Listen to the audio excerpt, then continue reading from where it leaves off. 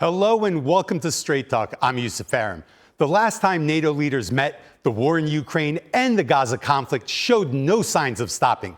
Now, with a fragile ceasefire between Iran and Israel barely holding, new uncertainty looms over the alliance's latest summit in The Hague. Fresh off of what he calls a victory in dismantling Iran's nuclear program, U.S. President Donald Trump hailed NATO's defense spending boost as a win for the West.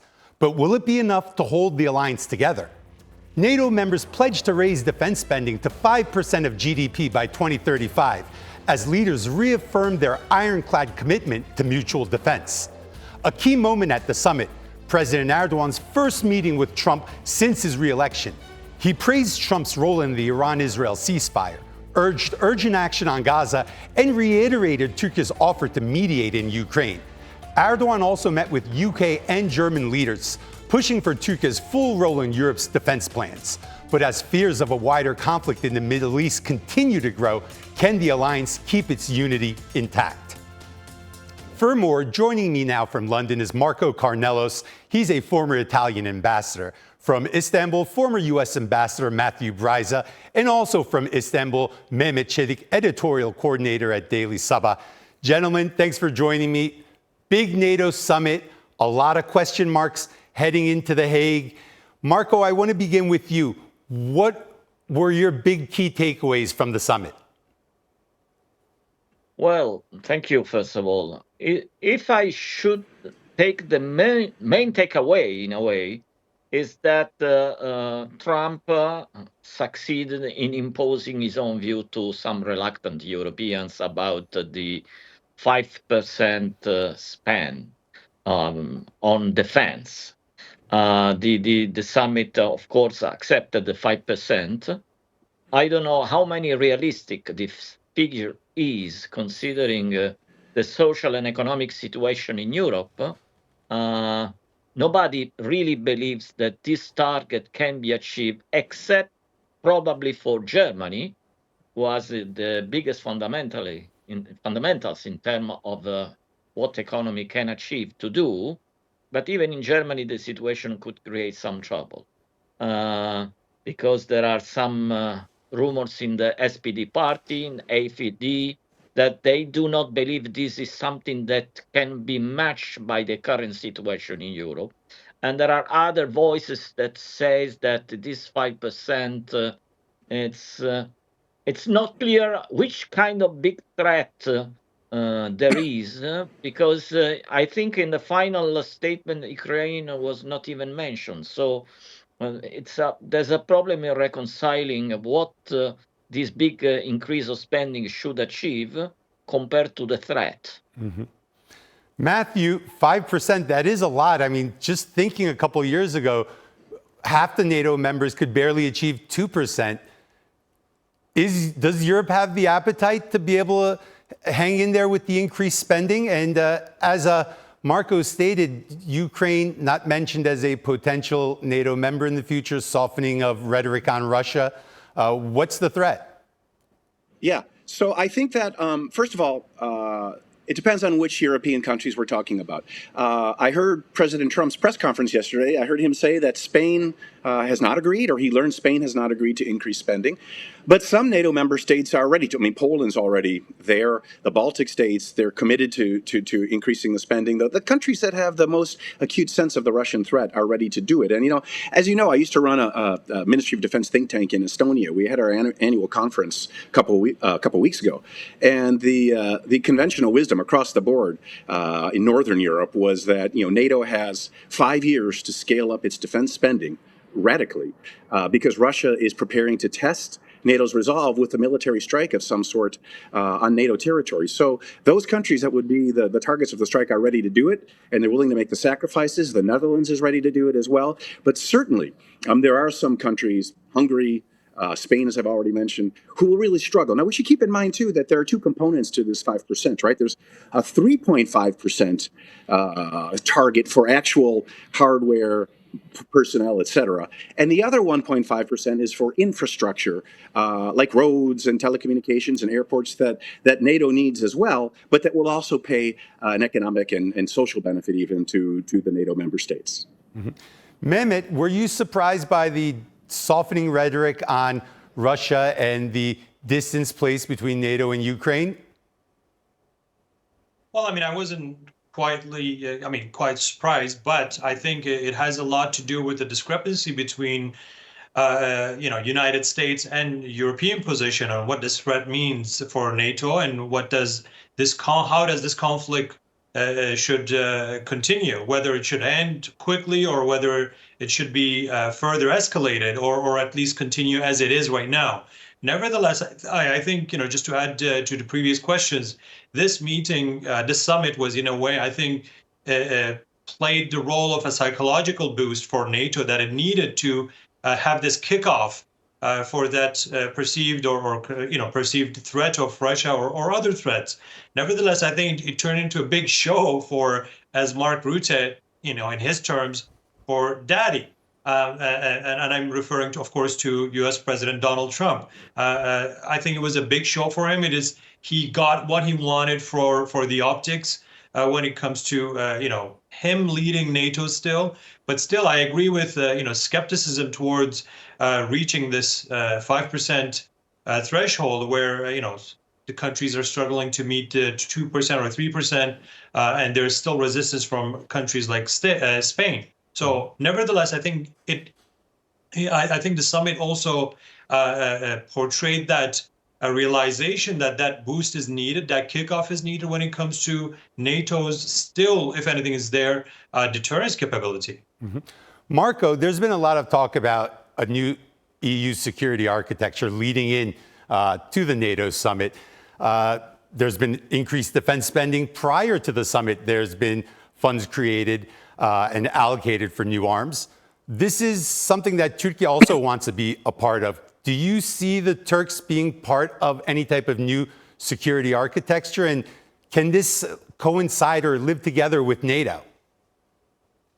I mean, Turkey must be part of it. Otherwise, there's not going to be a valid European security architecture. Let's face the reality. The main army of NATO's southern flank is the Turkish one. And so it's quite strange for considering also what's coming in from the Middle East, that if we conceive a new security architecture for Europe and NATO in this way, Turkey is not part. Turkey has been, I think Turkey now it's 65 years asking to be members of the European Union. And so far it has not been accepted yet. There are many reasons for that. It's not here the time to discuss it.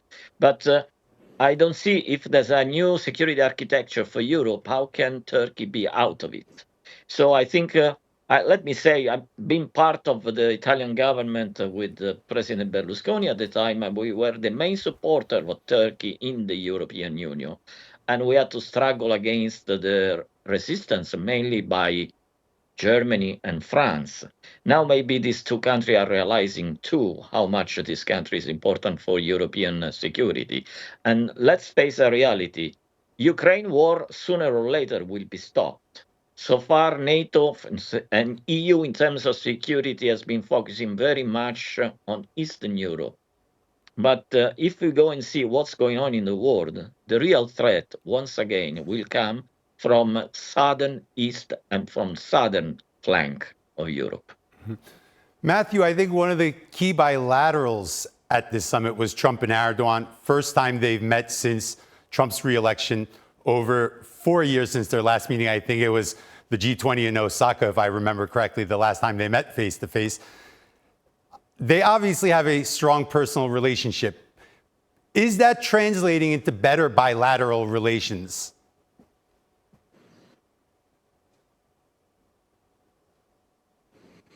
Well, sure it is. I mean, they really like each other, yes. And of course, as you know, when President Trump was in Riyadh meeting with Crown Prince Mohammed bin Salman, President Erdoğan was brought in on the phone and persuaded President Trump to lift sanctions on Syria, which was a big objective and a step that seemed really a bridge too far based on my contacts in Washington. So to me, that's a tangible sign that the relations are improving, at least at the very highest level in government. There's been talk about maybe getting Turkey back into into the F-35 program. I think the relationship is improving, and based on my friends and contacts in the Turkish government, I feel there's really a search for common ground, especially in Syria, but not only. And now with the YPG PYD at least having declared that it's folded back into the Syrian military, although it hasn't really done that, but rhetorically, that takes one bone of contention off the table, if you will, in Turkish-U.S. relations. And before I yield the floor, to me, the biggest outcome of the NATO summit just now was that NATO survives fully intact, and President Trump didn't do what he did in his first NATO summit, which is question whether or not the alliance is obsolete. Instead, he said, we're all in and we're totally with NATO. So that to me was a great outcome. Mehmet, how are you viewing the U.S. and Turkey's cooperation in Syria? I mean, compared to 2 years ago, where that relationship was vis-a-vis Syria, to where it is today, I think we could say we're in a much better place. But are you completely satisfied right now? Are both countries on the same page? Well, I think they're almost on the same page. There is still that friction regarding the YPG and also regarding Israel's expansion into Syria. So once these, the YPGs, at least a process has started, we will see how that unfolds. Whether that will actually materialize or not will largely depend on the U.S. position on the YPG and how they want to continue that partnership. But I think the bigger friction, if Netanyahu doesn't stop in Syria, will be due to, emerging from Israel's actions in Syrian territory. I think the White House press conference with Netanyahu and Donald Trump kind of limited that maneuvering area for Israel, but I'm not sure if Netanyahu cabinet will abide by that message that Donald Trump delivered in that press conference. So I think other than these two, most of the other issues, including even the FETÖ's presence in the United States, will be easier to deal with, especially given that two leaders they have a very good relationship, and they're very transactional in the relationship between United States and Turkey. And I think there is an acknowledgement on Washington's side when it comes to how Turkey has played key roles in regional matters, be it Ukraine and Russia or in Syria. And I think Donald Trump very highly values that role Turkey plays in its region. Marco, Trump campaigned on peace in Ukraine. That was one of the cornerstones of his election campaign. Erdoğan wanted peace as well. He always wanted diplomacy to be the first course of action. Europe a little more on the military aid side, wanting to support Ukraine militarily. When you see these meetings happening between the Ukrainians and the Russians in Istanbul, especially with the Americans present, do you feel like the Europeans right now are sidelined regarding Ukraine, or do you trust the Turks and the Americans taking the lead on Ukraine? Well, of course, the Europeans are sidelined.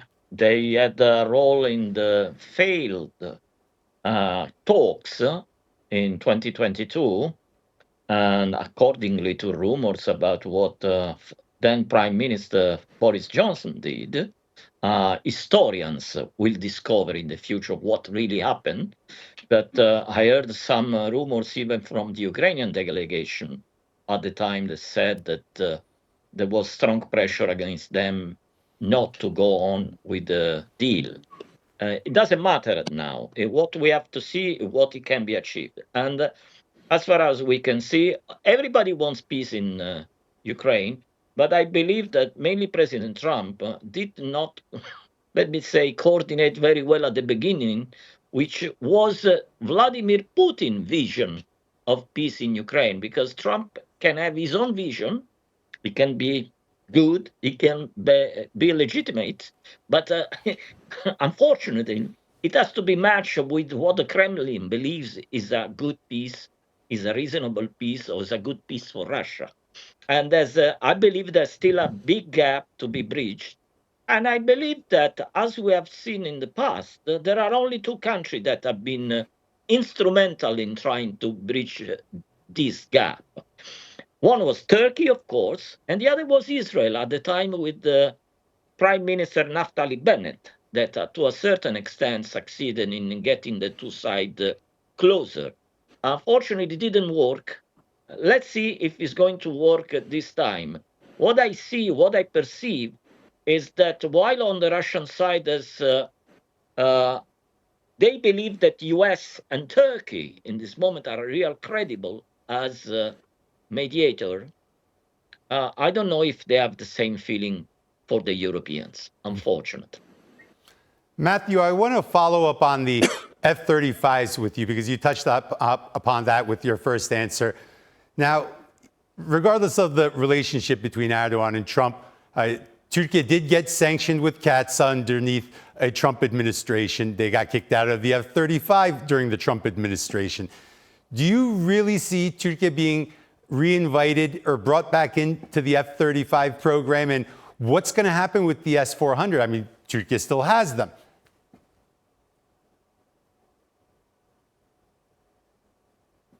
Yeah, well, first of all, I mean, Trump applied CATSA sanctions reluctantly, right? You recall Congress kind of forced his hand in the Annual Defense Authorization Act.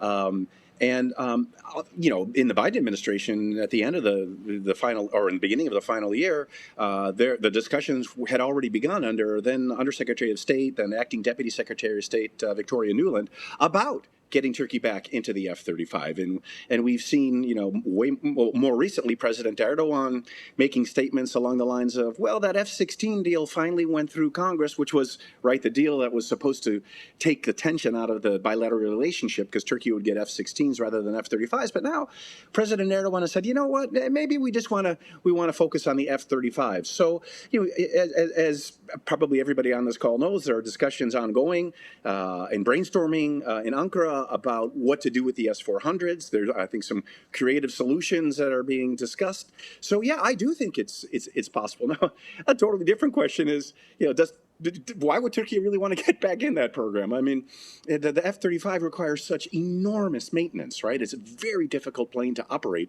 And I remember at the time when Turkey was kicked out of the F-35, there were some American military analysts saying, maybe Turkey is breathing a sigh of relief because that technological and maintenance albatross is taken off of its neck. But politically, of course, it's much better for U.S.-Turkish relations if Turkey is able to get the F-35 as planned and then hopefully resume producing parts for the F-35. But that's a ways off yet. Yeah, the negotiations have to continue. And like Washington is not organized now for national security policymaking at all. So this is a heavy lift. It'll have to be Trump himself that does it. But as we know, the National Security Council staff has been gutted. And that means there's not a process to develop new policy initiatives, vet them through the interagency process, get everybody's buy-in, and then persuade the president. So who knows if that policy will ever see the light of day, but clearly Erdogan wants it and Trump is willing to hear him out. Mehmet, I want to shift focus to Israel-Iran. There's a fragile ceasefire in place after U.S. strikes on nuclear facilities. How are you viewing Trump's performance over the past week? Well, I think, yesterday's press conference showed that at least on his side, he believes that this was something that, he needs to highly celebrate. I think, regardless of how he communicated this, Trump has his own style of communication, and many see that to be very inconsistent and unpredictable. But nevertheless, I think, with the ups and downs, overall, he made the show to turn out as a moment of that needs to be celebrated because he brought a ceasefire. And I think when it comes to how it was communicated aside, he brought an end to this conflict that could have actually trickled down to the region, and it's a very dangerous escalation as Israel's trying to destabilize the region.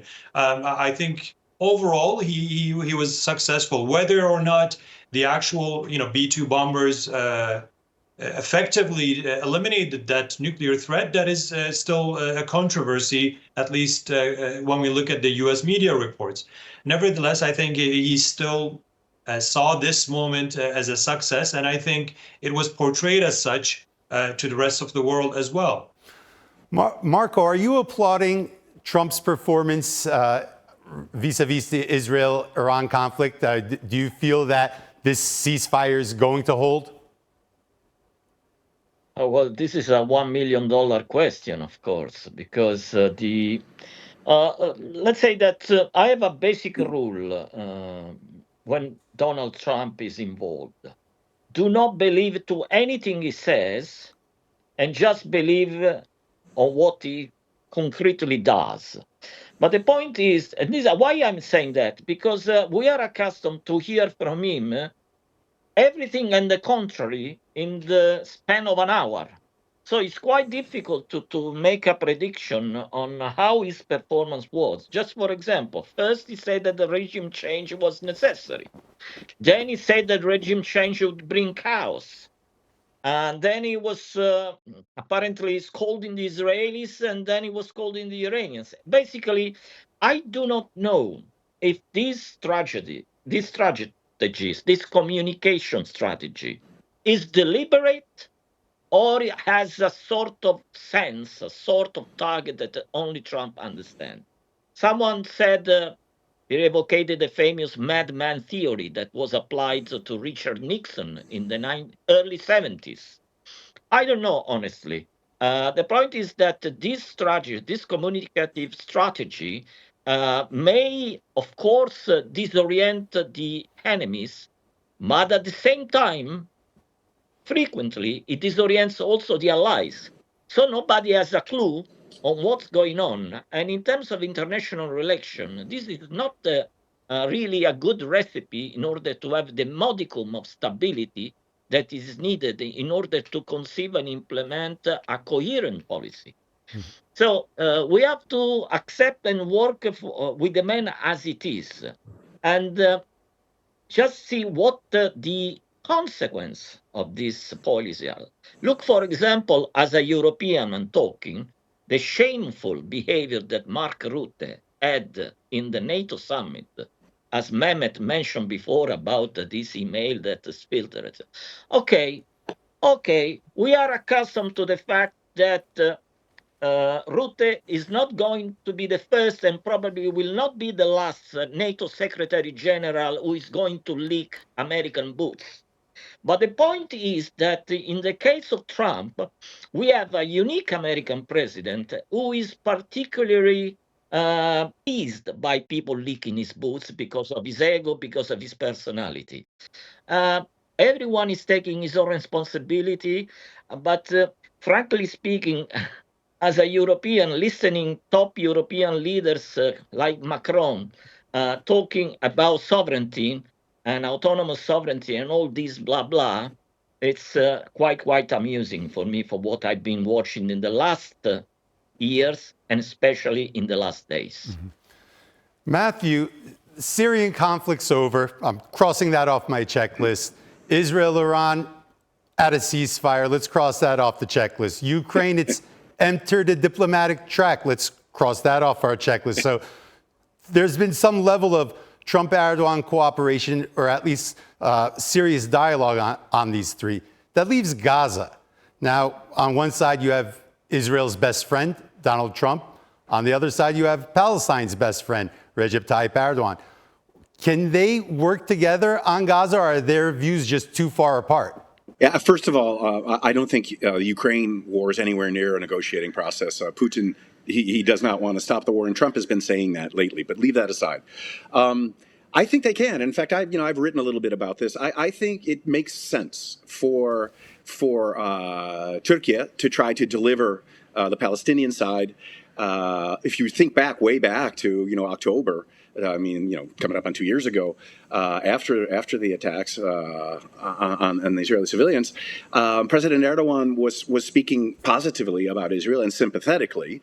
And then shortly thereafter, even after he started to be critical of Netanyahu and Israel, President Erdoğan played an important role in the freeing of some hostages, particularly the ones from Thailand. And Hamas at the time publicly said, yes, President Erdoğan persuaded us. So President Erdoğan can definitely help to deliver the Palestinian side. And then, of course, President Trump can do the same with the Israeli side. And it actually, it could be a very effective diplomatic match because, of course, the Qataris are very skillful at mediation and bringing people together. But they're going to try to be in the middle, and the Israelis don't really trust them because of the Hamas presence there. But Donald Trump and Recep Tayyip Erdoğan together, they in theory could deliver each side and put the pressure on both sides. Marco, Matthew, Mehmet, thanks for helping me unpack this. We talked about a lot. We covered a lot of ground. Very satisfied with the commentary. Thank you. And that's all for this edition of Straight Talk with me, Ceasefire. If you got any comments, please share them with us on X at Straight Talk TRT. Also, don't forget to subscribe to our YouTube channel where you can find more exclusive content. Until next time, take care and goodbye.